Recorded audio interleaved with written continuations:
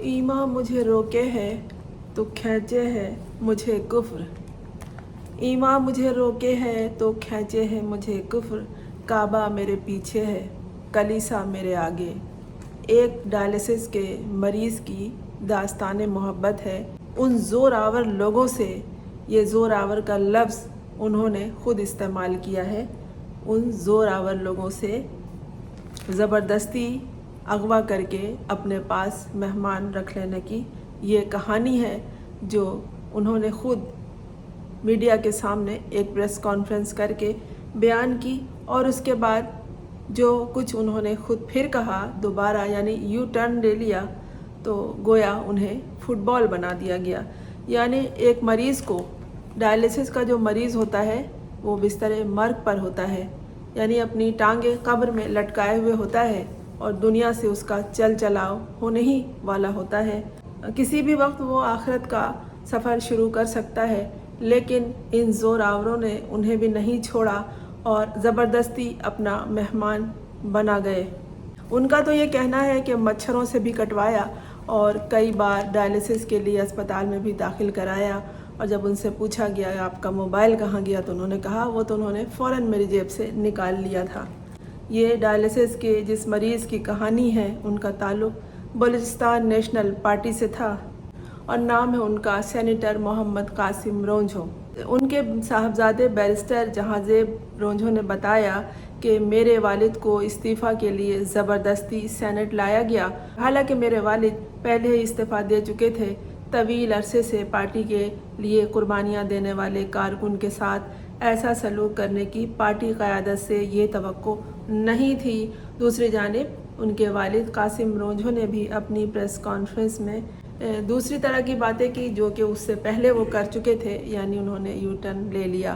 اب یہ صاحبزادے جو اپنے والد کے لیے کہہ رہے ہیں بیچارے کیا کرتے، ان کی مجبوری ہے کہ ان کے ضعیف بیمار والد سے جو دنیا میں اب مہمان ہیں کس طرح زبردستی اور زور کی گئی صرف ایک ووٹ لینے کے لیے، اور یہاں تک کہ بتایا جا رہا ہے جو احباب ان تمام اندرونی معاملات سے واقف ہیں اور دکھی دل کے ساتھ وہ بیان کر رہے ہیں کہ پتہ تھا کہ یہ ڈائلسس پہ ہیں، انہیں زبردستی اغوا کیا گیا، اور یہ بھی ان کے ذہن میں بات تھی کہ اگر یہ زور اور زبردستی کی وجہ سے دنیا سے خدا نخواستہ گزر گئے تو ان کے متبادل کے طور پر کن کو رکھا جائے گا، اور جن کا نام تھا ان خاتون کو بھی وہاں پہلے سے اغوا کر کے رکھا ہوا تھا۔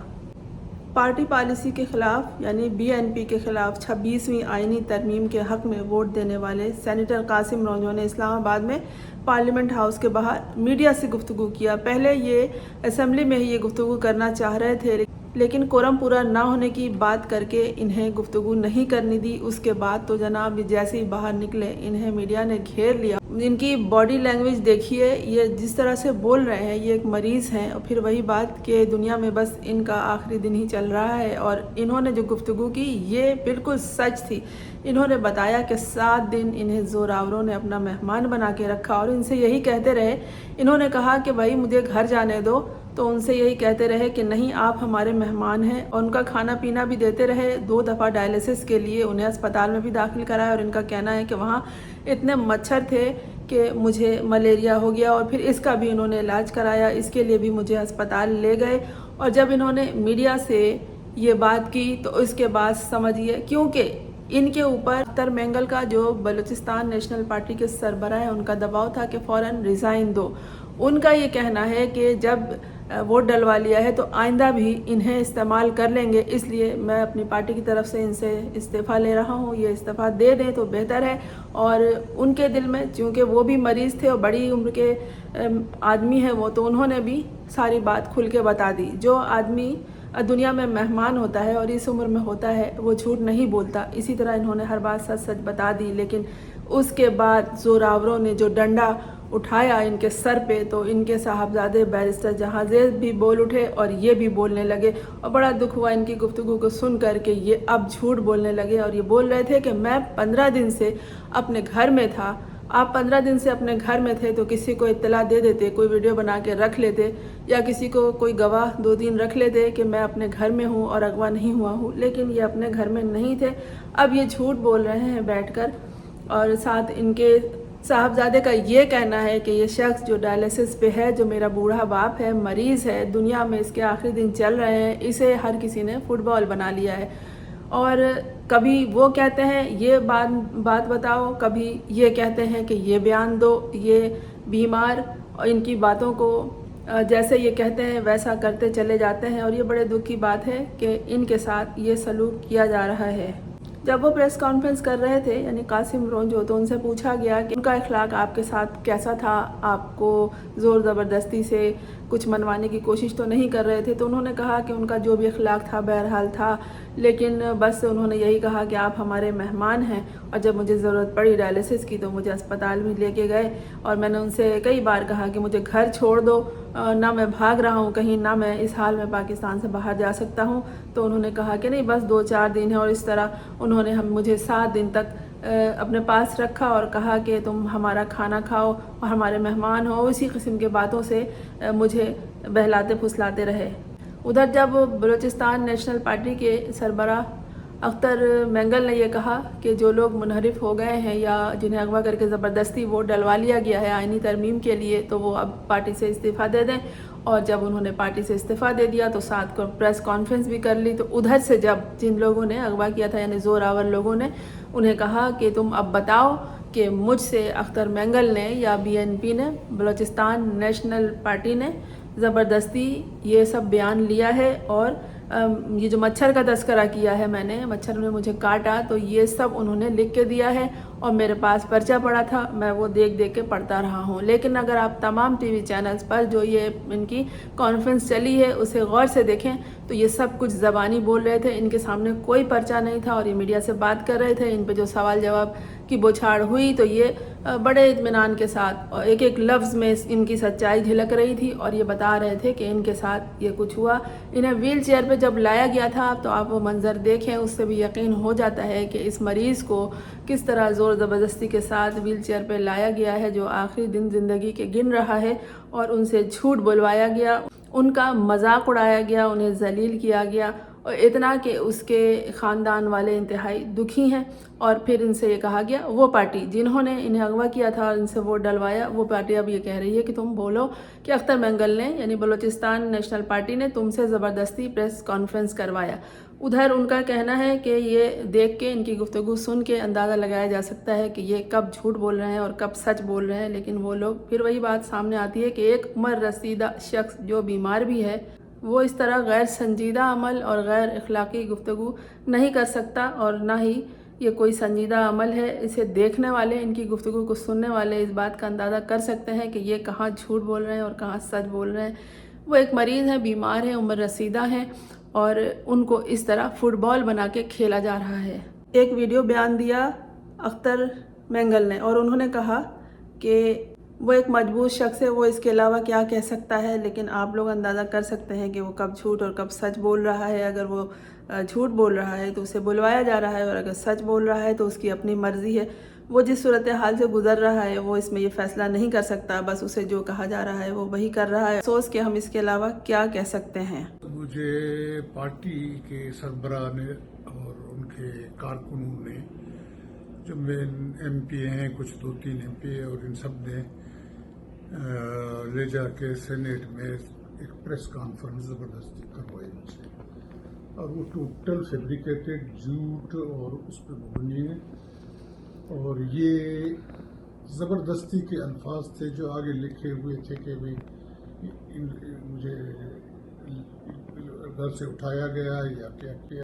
कासिम रोंजो से जब वोट डलवा लिया गया था ज़बरदस्ती, तो उन्होंने उसके बाद कहा था कि अब आप लोग मेरी आप बीती सुनिए। वहाँ उनकी आवाज़ बंद कर दी गई और मामला ये उठाया गया कि कोरम पूरा नहीं है, यूँ वो अपनी बात मुकम्मल नहीं कर सके थे। सिर्फ अगवा और वोट हासिल करना ही मकसद नहीं होता, बल्कि उसके बाद डंडा उठाकर इनके पीछे पीछे घूमते रहना भी होता है, जिसकी वजह से उन्हें कहा गया कि अब ये कहो कि तुमसे ये सब कुछ जो तुमने प्रेस कॉन्फ्रेंस की है अख्तर मेंगल ने यानी तुम्हारी पार्टी बलूचिस्तान नेशनल पार्टी ने कहलवाया है। और उसके बाद वो आराम से बैठे यही कह रहे थे कि मैंने जो कुछ कहा वो सब मुझे लिख के दिया गया था। और ये सारे मच्छर ये सब कुछ उन्होंने लिख के आगे मुझे रखे हुए थे, वो मैं पढ़ रहा था। तो ये ایک ٹوٹل جھوٹ اور فیبریکیٹڈ ہے. میں گھر پہ ہی موجود تھا 15 دن سے. گھر پہ کوئی جب ان سے صحافیوں نے پوچھا کہ استعفیٰ دینے کی وجہ سے بلوچستان سے سیٹ ضائع ہو جائے گی تو اس کا جواب اختر مینگل نے کہا کہ BNP بلوچستان کی عزت اور ناموس کے لیے کام کرنے والی پارٹی ہے. جہاں پر اس کے ممبران کی عزت نہ ہو تو وہاں پر بیٹھ کر ہم کیا کریں گے.